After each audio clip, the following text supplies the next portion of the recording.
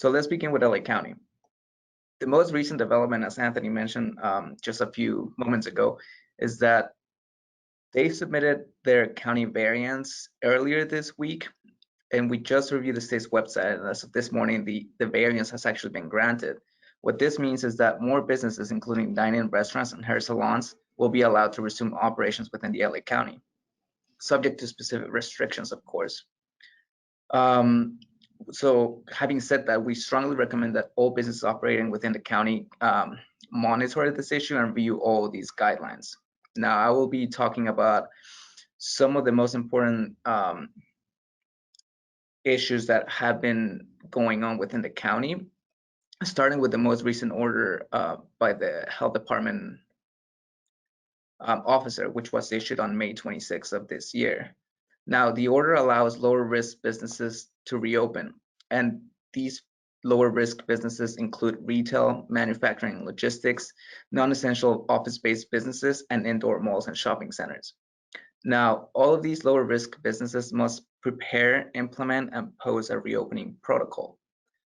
Note that the county has developed specific reopening protocols for each of these specific business. For example, the retail businesses must refer to the Appendix B of the health order, while indoor malls and shopping centers should use Appendix E.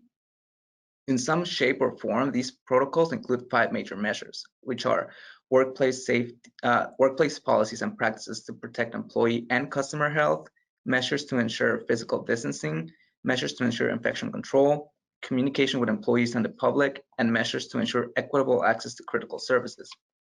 Now, it should be noted that while the county advises businesses to implement all applicable measures, if a business has not implemented a particular one, they should be prepared to explain the reason behind the failure to implement or its inapplicability.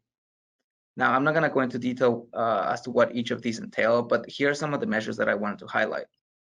For in-person retail establishments and indoor malls, they are required to conduct symptom checks before employees may enter the workspace, and the number of customers in indoor retail store or shopping center is low enough to ensure physical distancing, but in no case can it be more than 50% of the maximum occupancy capacity.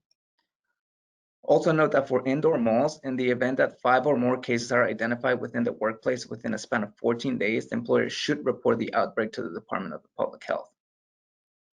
Now, if we can go back to the previous slide, Anthony. Other important points that the order sets forth include that it is strongly recommended that employers offer telework or other accommodation to persons who are 65 or older, and to all people of any age who have an active or unstable pre-existing health conditions.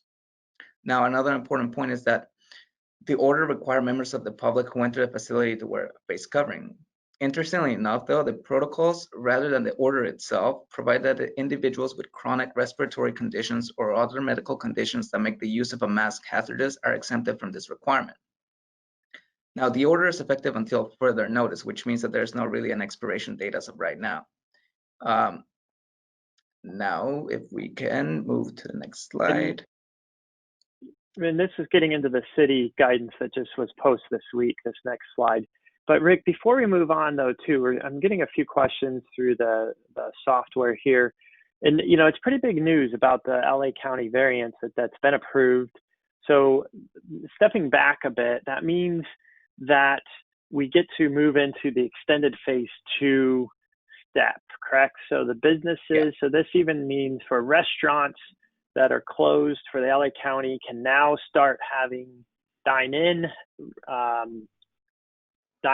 restaurants. They can open, but they have to abide by the state regulations. And also if the county comes out with additional regulations specific to LA County, they'll have to comply with those. And as this next slide I'm talking about too, we might see LA city specific requirements as well. And if there's other cities that you're operating in too, there could be some jurisdictional issues where you have to comply with other requirements as well. So it's not just like you comply with the state requirements and you're good to go. It's down to the local levels. But you know, that is my understanding, and correct me if I'm wrong, Rick, but once that variance is granted, and we've seen the variances granted, I think up until this morning, I think all counties were granted the variance except for 10 or 11 counties, but now it's proceeding pretty quickly. And the fact that LA County was given the variance was pretty surprising. We didn't think it was going to be moving this quickly. but I think there's been a lot of pressure to get everything reopened. So it's nice to see that, and it's good to see it moving forward. So.